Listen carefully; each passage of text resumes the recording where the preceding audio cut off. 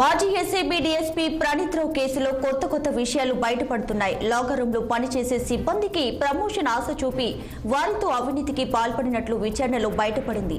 ప్రణీత్ రావు ఇంట్లో స్వాధీనం చేసుకున్న పర్సనల్ డైరీ నుంచి వందల సంఖ్యలో ఫోన్ నెంబర్లను అధికారులు గుర్తించారు. ప్రస్తుతం రాజకీయ నాయకుల ఫోన్ ట్యాపింగ్ వెనుక ఉన్న సూత్రధారులపై అధికారులు అయితే ఆరా తీస్తున్నారు. దీనికి సంబంధించి మరింత సమాచారాన్ని మా ప్రతినిధి నిర్మల లైవ్ ద్వారా అందించడానికి సిద్ధంగా ఉన్నారు. Nirmala, over to you. Deepika, ఇప్పుడు ఫోన్ ట్రాపింగ్ కేసులో ఉన్న ప్రణీత్ రావును బంజారా హిల్స్ పోలీసులు మాత్రం కస్టడీలోకి తీసుకొని గత 2 రోజులుగా విచారణ చేపట్టారు.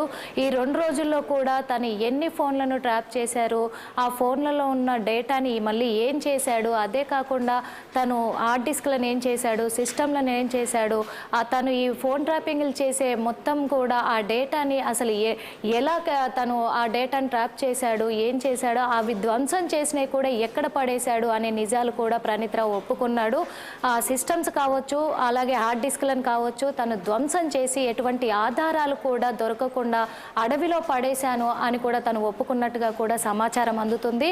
అదేవిధంగా తను పడేసిన ఆ హార్డ్ డిస్క్లను ఎక్కడ పడేశారు అనే విషయంలో కూడా బంజారా హిల్స్ పోలీసులు అయితే దర్యాప్తు చేపడుతూనే ఉన్నారు.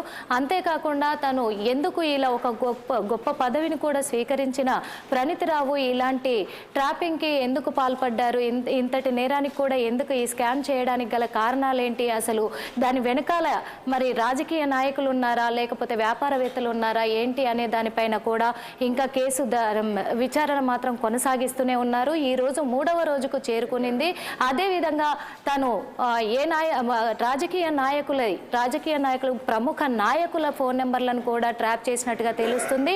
వందల సంఖ్యలో కూడా ట్రాప్ చేశారని కూడా తెలుస్తుంది. అదే కాకుండా తన దగ్గర కూడా స్వాధీనం చేసుకున్న ఫోన్లలో ఉన్న డేటాను కూడా తను ఎరేజ్ చేయడం జరిగింది.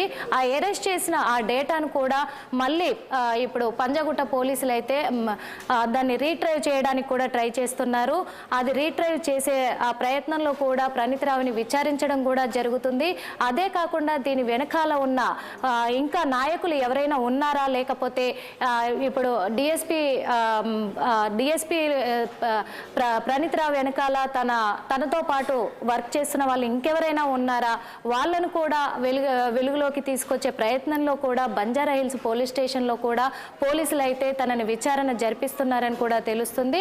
అదే కాకుండా తను నిన్నటి వరకు ఒప్పుకున్న ఇవన్నీ కూడా రాజకీయ నాయకులై ప్రముఖ నాయకులై వాళ్ళ ఫోన్లను ట్రాప్ చేయడం అనేది నిజమేనని కూడా ప్రణీత్ రావు ఒప్పుకోవడం కూడా జరిగిందని కూడా మనకి తెలుస్తుంది. అదే కాకుండా తను ట్రాప్ చేసిన ఈ ల్యాప్టాప్లని కావచ్చు, అదేవిధంగా హార్డ్ డిస్క్లను పగలగొట్టేసి కూడా ధ్వంసం చేసి అడవిలో పడేశారు అనే విషయం పైన కూడా ఇప్పుడు బంజారా హిల్స్ పోలీసులు అయితే కఠినంగా కూడా చర్యలు తీసుకొని దీని వెనకాల ఎవరున్నారో అనేది బయట పెడతాము అని కూడా చెప్తున్నారు.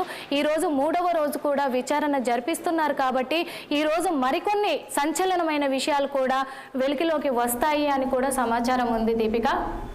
Right Nirmala, thank you.